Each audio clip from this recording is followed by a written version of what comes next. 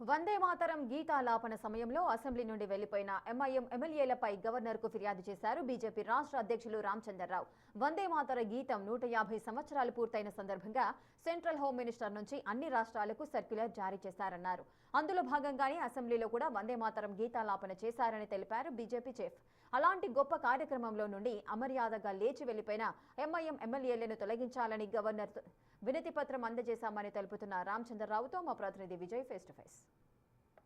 BJP రాష్ట్ర అధ్యక్షుడు రామచంద్రరావు ఈ రోజు గవర్నర్ని కలిసి ఒక కంప్లైంట్ అయితే చేశారు. ఎంఐఎం ఎమ్మెల్యేలకు సంబంధించి వారిని డిస్క్వాలిఫై చేయాలి అసెంబ్లీ నుంచి అంటూ కూడా రామచంద్రరావు మాట్లాడదాం.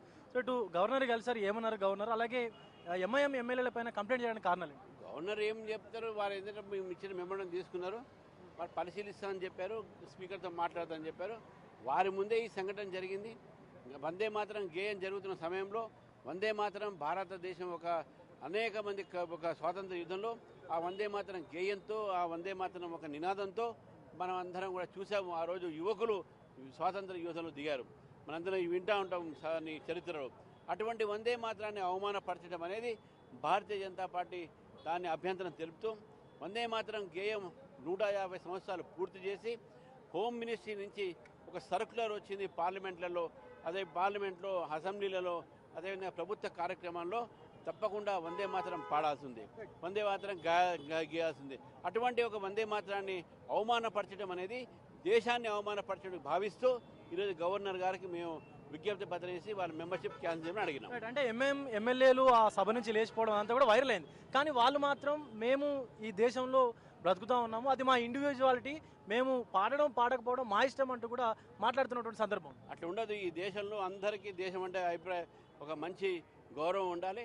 దేశం సంబంధించిన గేయాలని, దేశం సంబంధించిన సింబల్స్ని మనం దాన్ని ఆదరించాల్సిన అవసరం ఉన్నది.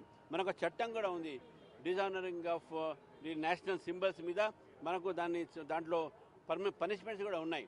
కాబట్టి మీ పాడము, వందే మాతరం పాడము, భారత్ మాత పాడము, మీ పాకిస్తాన్కే జై కొడతాము, పాకిస్తాన్కే జై కొడతాము, ఇది మన భారతదేశంలో నడవదు. అంటే ఇప్పుడు ఎమ్మెల్యేలకు సంబంధించి స్పీకర్ నిర్ణయం తీసుకోవాలి. మరి స్పీకర్కి ఏమైనా కంప్లైంట్ చేస్తారా?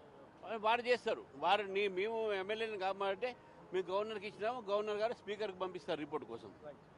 సో మొత్తానికి వందే మాతర గేయాన్ని ఎవరైతే గీతాన్ని అవమానపరిచారో వాళ్ళపైన కంప్లైంట్ చేస్తూ రాష్ట్ర బీజేపీ అధ్యక్షుడు గవర్నర్ని అయితే కలిశాడు రామచంద్రరావు. ఇటు గవర్నర్ని కలిసిన అనంతరం స్పీకర్కి కూడా కొన్ని నోటీసులు పంపించి ఎవరైతే వందే మాతర గీతాన్ని అవమానపరిచారో సో ఆ గేయాన్ని అవమానపరిచినటువంటి వారిపైన కఠిన చర్యలు తీసుకోవాలి, ఈవెన్ వాళ్ళ ఎమ్మెల్యే పదవి నుంచి వాళ్ళని తప్పించాలంటూ కూడా రామచంద్రరావు అయితే డిమాండ్ చేసినటువంటి పరిస్థితి కనిపిస్తూ ఉంది. వీడియో జర్నలిస్టు కృష్ణతో విజయ్, బిగ్ టీవీ, లోక్ భవన్ వద్ద నుండి.